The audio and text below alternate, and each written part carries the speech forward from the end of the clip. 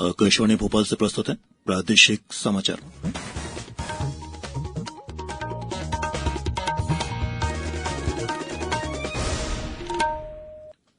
नमस्कार, समाचारों के साथ मैं प्रशांत सेंगर। पहले मुख्य समाचार।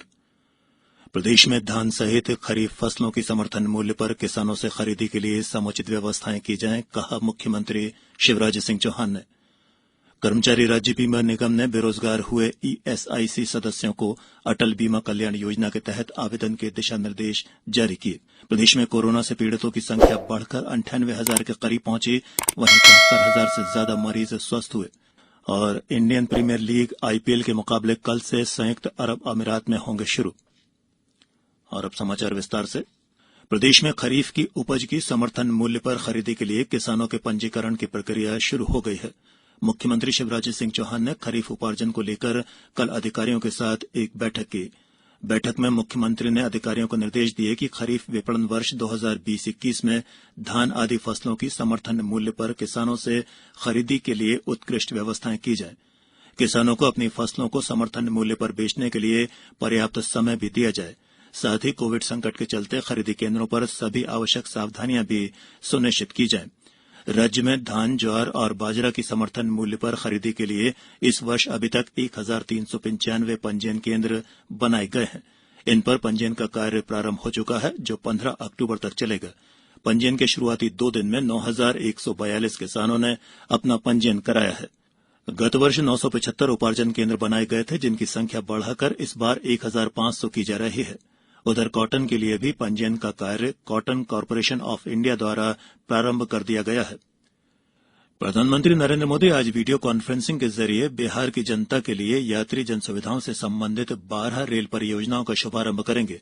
इस दौरान प्रधानमंत्री कोसी रेल महासेतु राष्ट्र को समर्पित करेंगे। करीब 2 किलोमीटर लंबे कोसी महासेतु के निर्माण पर 5 अरब 16 करोड़ रुपए की लागत आई है। प्रधानमंत्री सहरसा आदमपुर कुपाहा खंड पर सुपोल रेलवे स्टेशन से डेमू रेलगाड़ी भी रवाना करेंगे। प्रधानमंत्री नरेंद्र मोदी जिन अन्य 12 रेल परियोजनाओं का शुभारंभ करेंगे, उनमें 2 नई रेल लाइनें, 5 विद्युतीकरण परियोजनाएं, 1 इलेक्ट्रिक लोकोमोटिव शेड और बाढ़ तथा बख्तियारपुर के बीच तीसरी लाइन परियोजना भी शामिल है।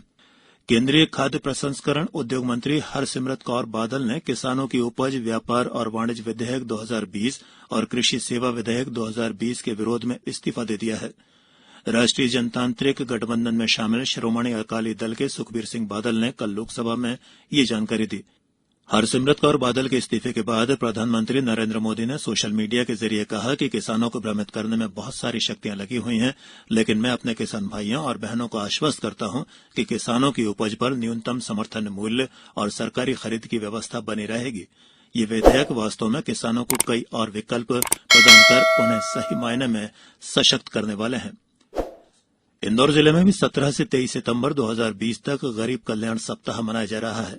इसी क्रम में आज जिले के 88,700 किसानों को प्रधानमंत्री फसल बीमा योजना के अंतर्गत खरीफ 2019 की बीमा दावा राशि का भुगतान किया जाएगा। जिला स्तरीय कार्यक्रम जल संसाधन मंत्री तुलसीराम सिलावट के मुख्य आतिथ्य में सांवेर में आयोजित किया जाना है। कृषि विभाग के उप संचालक रामेश्वर पटेल ने बताया है कि जिले में किसानों के 150 करोड़ 44 लाख रुपए की बीमा दावा राशि सीधे खातों में जमा की जाएगी। कर्मचारी राज्य बीमा निगम ईएसआईसी ने कोरोना महामारी की वजह से बेरोजगार हुए ईएसआईसी लाभार्थी सदस्यों को विस्तारित अटल बीमा कल्याण योजना के अंतर्गत आवेदन के लिए दिशा निर्देश जारी कर दिए हैं। ईएसआई के मुताबिक ये दावे निगम की वेबसाइट www.esic.in पर किए जा सकते हैं। साथ ही दावों के संबंध में हलफनामा, आधार कार्ड की फोटोकॉपी और बैंक खाता विवरण ईएसआईसी के शाखा कार्यालय पर डाक से अथवा खुद जाकर जमा किए जा सकते हैं। ईएसआईसी ने अटल बीमा कल्याण योजना का 1 जुलाई 2020 से 30 जून 2021 यानी 1 वर्ष के लिए और विस्तार करने का फैसला किया है। ये समाचार आप आकाशवाणी भोपाल से सुन रहे हैं। हमारे समाचारों को अब आप कभी भी और कहीं भी अपनी सुविधा के अनुसार सुन सकते हैं। ये समाचार बुलेटिन यूट्यूब, ट्विटर और फेसबुक पर AIR न्यूज भोपाल पेज पर सुने जा सकते हैं। इसके अलावा आप हमारी वेबसाइट newsonair.com पर या AIR न्यूज ऐप पर भी समाचार सुन सकते हैं। ब्रेक के बाद प्रादेशिक समाचारों में आपका एक बार फिर स्वागत है। प्रदेश में कोरोना वायरस से संक्रमितों की संख्या 98,000 के करीब पहुंच गई है। हालांकि अच्छी बात यह है कि इनमें से 74,300 से ज्यादा स्वस्थ भी हो चुके हैं, जबकि 21,600 से ज्यादा मरीजों का इलाज चल रहा है।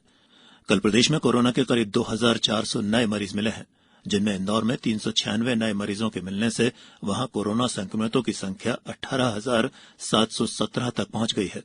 वहीं 180 मरीजों के कोरोना संक्रमण के मुक्त होने के साथ ही अब तक 14,050 मरीज स्वस्थ होकर घरों को भी लौट चुके हैं। भोपाल में कल 213 नए मरीज मिले हैं। इनके साथ ही यहां कुल संक्रमितों की संख्या 14,000 से ज्यादा हो गई है। हालांकि इनमें से 12,000 से ज्यादा मरीज स्वस्थ भी हो चुके हैं। प्रदेश के ग्वालियर में 201, जबलपुर में 231, सागर में 56, उज्जैन में 49, नीमच में 28, सिवनी में 18, पन्ना में 14, शिवपुरी में 35 और मुरैना में 17 नए मरीज मिले हैं। उच्च शिक्षा मंत्री मोहन यादव ने कहा है कि नई शिक्षा नीति शिक्षा के क्षेत्र में क्रांतिकारी साबित होगी।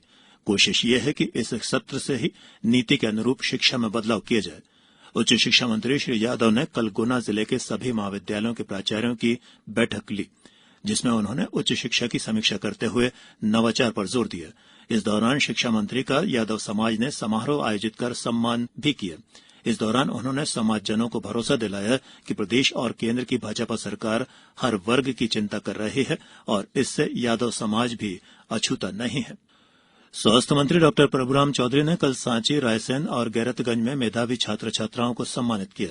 इस मौके पर आयोजित समारोह में उन्होंने कहा कि बच्चे देश का भविष्य हैं और उनके उज्जवल भविष्य के लिए बच्चों को अच्छी शिक्षा मिलनी चाहिए। डॉक्टर चौधरी ने कहा कि हमारे बच्चों को गुणवत्तापूर्ण शिक्षा और बेहतर शैक्षणिक वातावरण उपलब्ध कराने के लिए मुख्यमंत्री शिवराज सिंह चौहान के नेतृत्व में प्रदेश सरकार निरंतर काम कर रही है। इस अवसर पर श्री चौधरी ने 2,500 से ज्यादा मेधावी छात्र छात्राओं को सम्मानित किया। श्री चौधरी ने कहा कि गैरतगंज में 1 करोड़ रुपए की लागत का ऑडिटोरियम और कन्या हाई स्कूल रायसेन में 50 लाख रुपए की लागत से कंप्यूटर लैब बनाई जाएगी।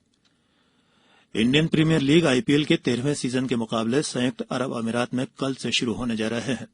आईपीएल में लीग राउंड के 56 मैचों का कार्यक्रम जारी कर दिया गया है। ये मैच दुबई, अबुधाबी और शारजाह में खेले जाएंगे। सबसे ज्यादा 24 मैच दुबई में होंगे, जबकि अबुधाबी में 20 और शारजाह में 12 मैच होंगे। सभी मैच भारतीय समयानुसार शाम 7:30 बजे से प्रारंभ होंगे। तीनों मैदानों पर अब तक हुए इंटरनेशनल टी20 मुकाबलों के रिकॉर्ड को देखें तो दुबई में हर पारी में औसतन 145 रन बनते हैं और ये टोटल तीनों मैदान में सबसे ज्यादा है। और अब इस बुलेटिन के कुछ समाचार संक्षिप्त में। नीमच के कृषि विज्ञान केंद्र में कल भारतीय कृषि अनुसंधान परिषद, जबलपुर एवं राजमाता विजयराजे सिंधिया कृषि विश्वविद्यालय और ग्वालियर के मार्गदर्शन में पोषण अभियान और महिला कृषक प्रशिक्षण कार्यक्रम आयोजित किया गया। गरीब कल्याण सप्ताह के तहत आगरमालवा जिला मुख्यालय पर पोषण महोत्सव के अंतर्गत कुपोषण से मुक्ति कार्यक्रम में जिला पंचायत अध्यक्ष ने कुपोषित बच्चों को पौष्टिक दूध वितरित किया। पश्चिम रेलवे रतलाम मंडल में स्वच्छता पखवाड़ा के तहत कल स्वच्छ स्टेशन अभियान चलाया गया। इस दौरान मंडल के रतलाम, इंदौर, उज्जैन, देवास, दाहोद, नागदा, चित्तौड़गढ़, नीमच, मंदसौर और सीहोर स्टेशनों पर सोशल डिस्टेंसिंग का पालन करते हुए सफाई की गई। मंडला जिले के मोहगांव और मोती नाला क्षेत्र में तेज बारिश के साथ आकाशीय बिजली गिरने से 2 लोगों की मौत होने की खबर है। और शिवपुरी जिले के इंदार थाना अंतर्गत ग्राम बरोदिया के तालाब में डूबने से 2 बच्चों और उन्हें बचाने के प्रयास में एक बुजुर्ग महिला की डूबने से मौत हो गई है। और अंत में इस बुलेटिन के मुख्य समाचार एक बार फिर। प्रदेश में धान सहित खरीफ फसलों के समर्थन मूल्य पर किसानों से खरीदी के लिए समुचित व्यवस्थाएं की जाएं, कहा मुख्यमंत्री शिवराज सिंह चौहान ने। कर्मचारी राज्य बीमा निगम ने बेरोजगार हुए आईएसआईसी सदस्यों को अटल बीमा कल्याण योजना के तहत आवेदन के दिशा निर्देश जारी किए। प्रदेश में कोरोना से पीड़ितों की संख्या बढ़कर 98,000 के करीब पहुंचे, वहीं 74,000 से ज्यादा मरीज स्वस्थ हुए। और इंडियन प्रीमियर लीग आईपीएल के मुकाबले कल से संयुक्त अरब अमीरात में शुरू होंगे। इस बुलेटिन में इतना ही। सतर्क रहिए, सुरक्षित रहिए और सुनते रहिए आकाशवाणी। नमस्कार।